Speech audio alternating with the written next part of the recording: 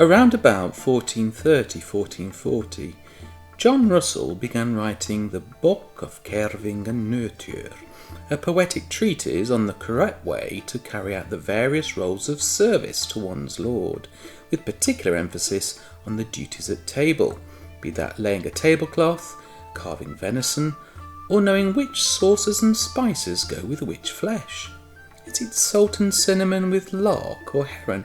I always forget. This rather long poem is written as master addressing pupil, who is repeatedly called good son. John Russell was indeed a master of his subject, more than capable of training up youths in the art of courtly service, having served himself as usher in chamber and marshal in hall to Humphrey, Duke of Gloucester, the youngest son of King Henry IV. I'm going to focus in this video on Russell's instructions for making Hippocras, a sweetened spice wine, which was served in the fourth and final course of the Lord's dinner, which Russell calls the fruit course. And what fine delicacies were to be had during that course, such things as candied caraway seeds known as comfits, hot apples and pears with sugar candy, that were also spiced with minced ginger all the way from Ceylon in India. And we mustn't forget, served with the Hippocras, the wafers and spiced cakes. We can see that getting the Hippocras just right must have been of utmost importance, and so Russell launches into no less than 56 lines of verse to show his good son how it should be done.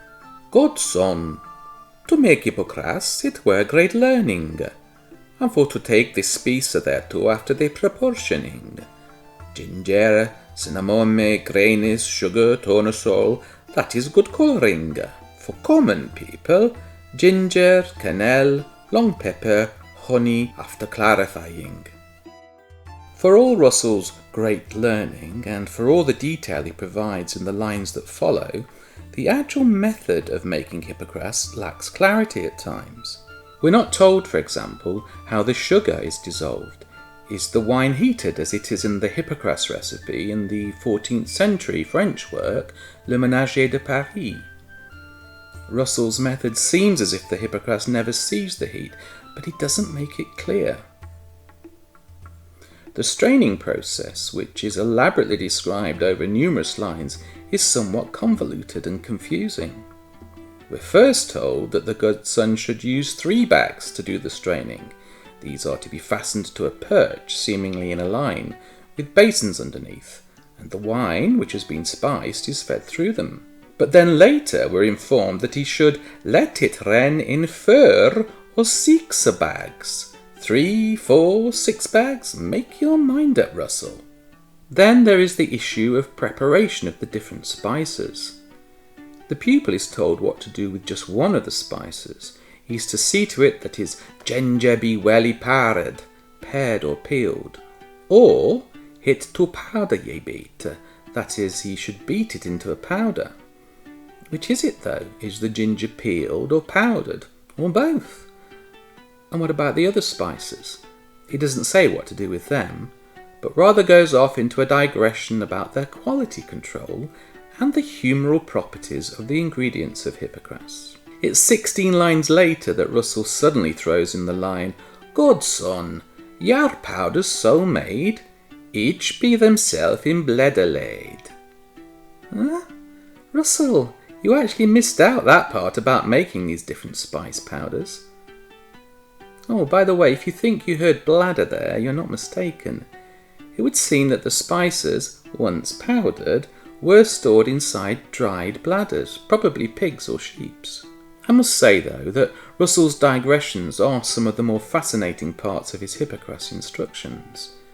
I love it that the master's protégé is told to make sure his ginger be hard, without a worm a-biting, free from the nibbling of creepy crawlies, and that it should be of good height, and also that his stickers of cinnamon may be thin, brittle and fair in colour.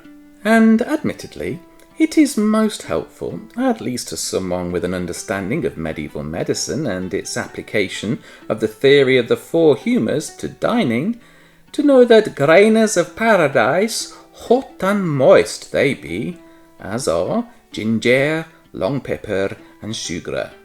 But as for cinnamome, cannella, cannel here referring to an inferior cinnamon, probably cassia, and red avena, they are hot and dry in their doing.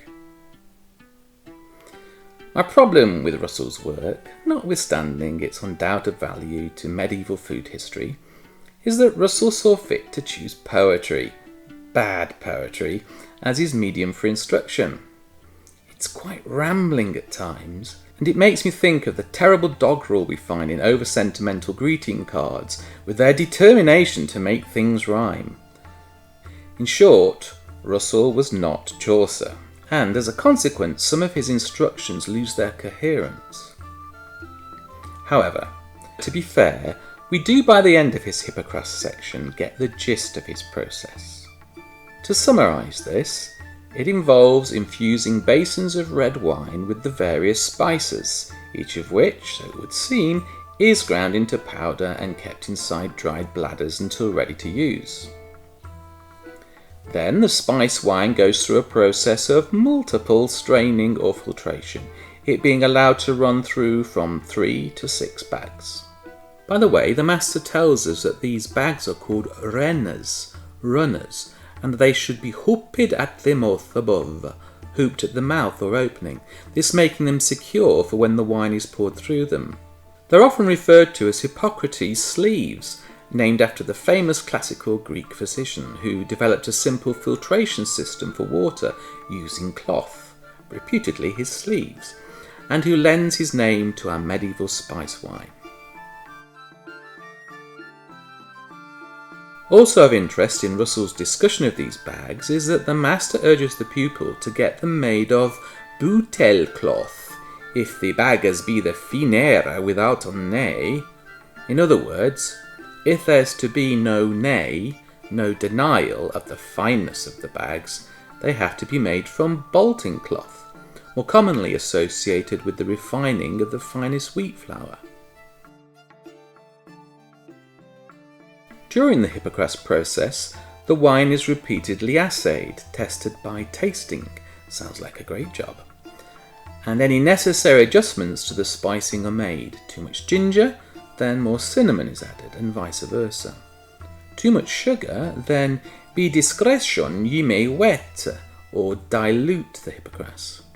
Though whether this is done by adding water or more wine is not made clear. Finally, the parfait, perfect Hippocrates is poured into a tight, clean vessel, which is stoppered up until one is required to serve it forth with wafers, both in chamber and cell, the latter meaning a private room. One final little detail that I really enjoyed relates to thriftiness. The draught of the specerary is good for sores in kitchen dicht, and if thou cast it away, thou dost thy master no recht. There's to be no wastage with the spices. The draught, or dregs, can be used again in the kitchen when making up sauce, the cooking liquors for producing broths and sauces and the like. You can hear me reading the entire 56 lines of the verse on Hippocrates and read along with my modern English version in a bonus video I'm making available to premium content subscribers. The link is below in the video description.